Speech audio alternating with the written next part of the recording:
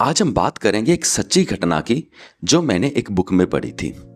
एक बार एक बहुत ही सक्सेसफुल सर्जन था, यानी कि डॉक्टर। तो उसके पास अच्छा पैसा था, अच्छा नाम था, बहुत पॉपुलर हो गया था वो अपने ज़माने में। तो फिर एक दिन आया जब उसकी एज हो गई, अब उसकी रिटायरमेंट थी। तो रिटायरमेंट वाले दिन एक बहुत बढ़िया फंक्शन ऑर्गेनाइज किया गया और उस फंक्शन में डांसर्स भी बुलाए गए। और जब वो सर्जन था जो रिटायर हो चुका था, रिटायरमेंट पार्टी चल रही थी, जब उसने डांसर्स को देखा तो उसकी आंखों से आंसू आने लगे। तो जो एक साथ वाला डॉक्टर था वो ये सीन देख के बहुत हैरान हो गया। वो कहता, अरे सर्जन साहब, अरे डॉक्टर साहब, ये आपको क्या हो गया? आप तो इतना, आपका नाम है, आपने इतना पैसा कमाया, इतना नाम कमाया, और आपकी आंखों में आंसू?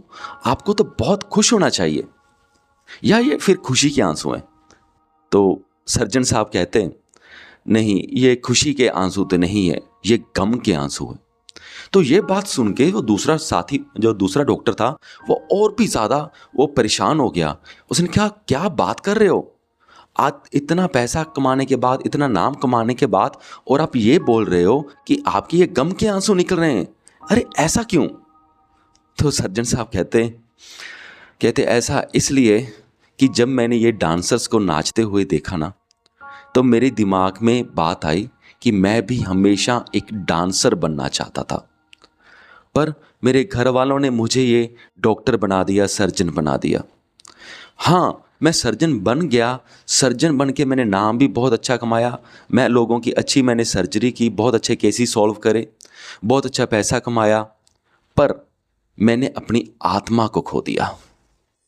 कहता, मैं हमेशा से ये डांसर बनना चाहता था, मेरे अंदर हमेशा से यही था कि मैं डांस करूं, मैं डांसर बनूं, चाहे मुझे कुछ मिले, चाहे ना मिले, चाहे बहुत कम पैसा मिले, मैं डांसर बनूं। मेरे अंदर से बहुत आवाज़ आती थी, पर मैंने पूरी लाइफ अपनी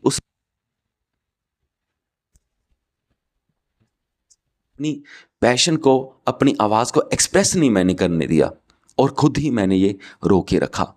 और अब मुझे लगता है कि मैं इतने साल जिंदा रहने के बाद भी कभी जिया ही नहीं हूं। तो ये थी सच्ची घटना। और ऐसी जो बातें हैं, ऐसी कहानियां हैं, बहुत सारे लोगों के साथ होती हैं। कई लोग होते हैं जो को राइटर बनने के लिए ही पैदा होते हैं, कई लोग होते हैं जो पोइट बनने के लिए पैदा होते हैं। ये मान के चलो, कई लोग होते हैं कि वो पोइट बने पर उनके पास अच्छा पैसा कभी ना आए, वो गरीब ही रहें। ये होता है। तो जो अपनी आवाज़ को पहचान लेते हैं, एक्सप्रेस कर देते हैं, वो सही मायने में कामयाब वही होते हैं। क्योंकि क्या होता है कि जब हम अपनी अंदर की आवाज़ को एक्सप्रेस करते हैं, अपनी कॉलिंग को समझ लेते हैं, तो एक बहुत रस मिलता है, बहुत आनंद मिलता है, एक ब्लिसफुल स्टेट मिलती है। हमारी सोसाइटी ने हमें ऐसा ट्रेन किया हुआ है कि जो भी कुछ करो उससे पैसा कितना मिलता है। अगर पैसा मिलता है तो सोसाइटी एक्सेप्ट करती है, अगर नहीं मिलता है तो सोसाइटी कहती है तुम अपना वक्त ज़ाया कर रहे हो। और यही फ़िलॉसफी हमारे दिमाग में भरी पड़ी है, और हम भी वही कुछ करते रहते हैं जो सोसाइटी हमसे करवाना चाहती है, जो हमारी नज़र में मूल्यवान है। हमारी नज़र में मूल्यवान सिर्फ यही है कि जो हम काम करते हैं पैसा कितना आता है। पर अगर स्पिरिचुअलिटी की नज़र से देखें तो वहाँ से मूल्यवान काम वो है जिससे हमें ब्लिसफुल स्टेट मिलती है। पहले तो मैं ये इंजॉयमेंट बोलने वाला था, पर मुझे लगा इंजॉयमेंट जो वर्ड है वो बहुत गलत है। इंजॉयमेंट, प्लेजर, ये छोटी मोटी चीज़ें हैं। एक ब्लिसफुल स्टेट मिलती है, एक पीस ऑफ माइंड मिलता है।